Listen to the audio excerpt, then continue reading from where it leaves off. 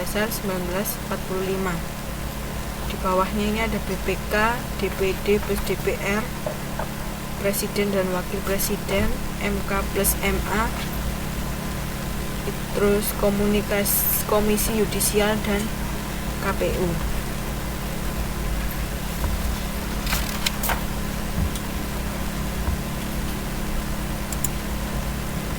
Selanjutnya kita akan belajar mengenai macam-macam unsur-unsur dan sifat konstitusi. Di sini konstitusi dibedakan menjadi dua, yaitu konstitusi tertulis dan konstitusi tidak tertulis. Untuk konstitusi tertulis itu adalah suatu naskah yang menjabarkan kerangka dan tugas-tugas pokok dari badan-badan pemerintahan serta menentukan cara kerja dari badan-badan pemerintahan tersebut.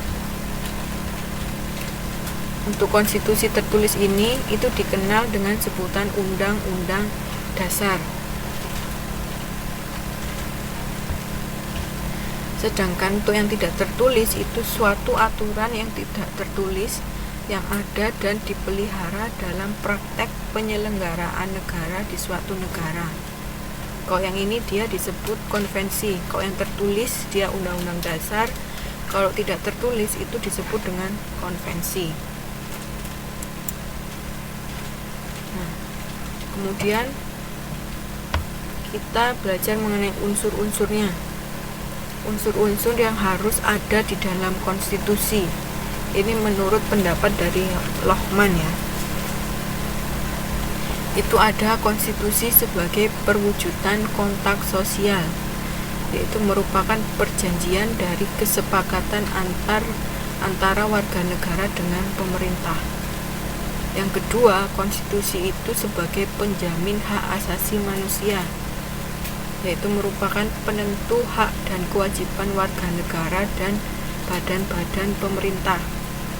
Yang ketiga, itu konstitusi sebagai forma regimen, merupakan kerangka pembangunan pemerintah.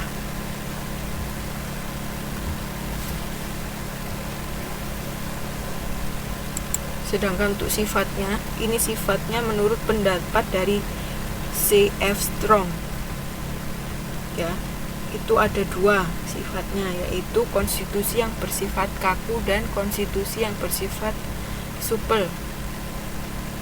Kalau yang bersifat kaku itu hanya dapat diubah melalui prosedur yang berbeda dengan prosedur membuat undang-undang pada negara yang bersangkutan. Sedangkan kalau yang supel itu dapat diubah melalui prosedur yang sama dengan prosedur membuat undang-undang pada negara yang bersangkutan.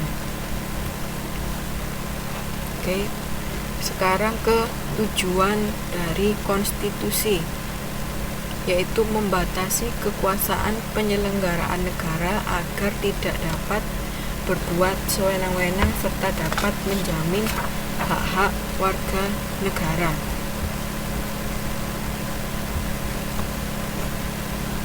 Nah, di sini biasanya kalau untuk paham suatu negara yang mempunyai paham komunisme itu pada umumnya menolak ini konstitusi atau menolak tujuan dari konstitusi ya. Kenapa? Karena dia negaranya berfungsi ganda. Yang pertama itu mencerminkan kesewenang-wenangan yang sudah dicapai dalam perjuangan ke arah tercapainya masyarakat komunis serta merupakan pencatatan formal.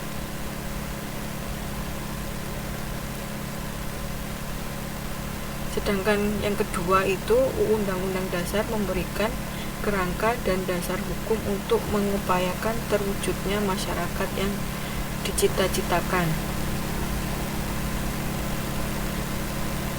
Jadi untuk yang negara komunis itu kenapa tidak mau? Itu karena dia apa? Kalau ada tujuan undang-undang ini, tujuannya tadi mana? Ini ya, membatasi kekuasaan penyelenggara negara. Padahal untuk yang komunis dia apa? Dia bisa menghalalkan segala cara untuk mencapai apa? Cita-cita negara ya. Sedangkan di sini dia membatasi kekuasaan. Jadi itu salah satu alasan kenapa untuk negara komunis itu menolak yang namanya tujuan konstitusi. Dari sini ada yang ditanyakan?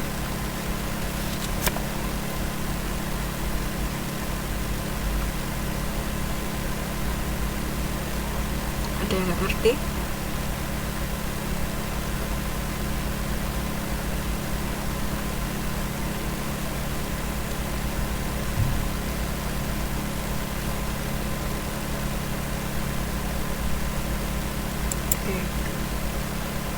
Nah, sekarang apa sih isi dari konstitusi itu? Nah, konstitusi itu memuat yang namanya gagasan politik, moral, dan keagamaan serta perjuangan bangsa. Yang kedua, dia juga memuat mengenai ketentuan organisasi negara. Yang ketiga, dia memuat mengenai ketentuan hak-hak asasi manusia. Yang ketiga, dia memuat ketentuan prosedur mengubah undang-undang dasar. Dan yang keempat itu ada kalanya konstitusi memuat larangan mengenai mengubah sifat-sifat tertentu dari undang-undang dasar.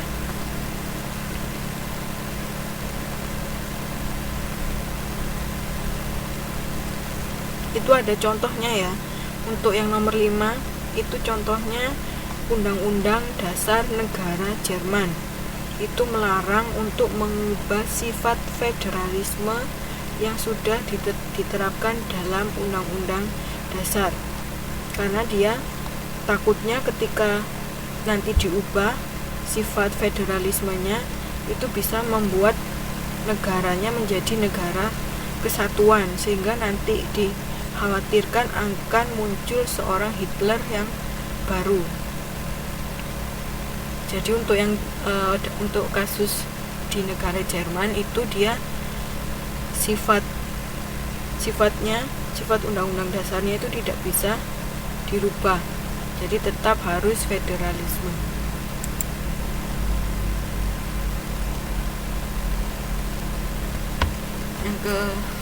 Yang berikutnya ada pembentukan konstitusi. Di sini pembentukan konstitusi pada setiap negara itu berbeda-beda. Ada yang sengaja dibentuk, ada yang secara revolusi, pemberian dari penguasa maupun dengan cara evolusi. Kok evolusi ini apa? Lambat ya, karena dia kan jalannya bertahap. Kalau revolusi ini dia cepat.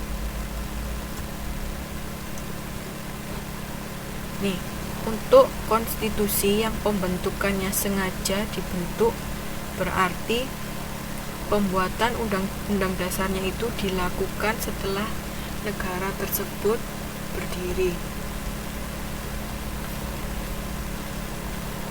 Kemudian untuk konstitusi yang pembentukannya secara revolusi berarti dia apa?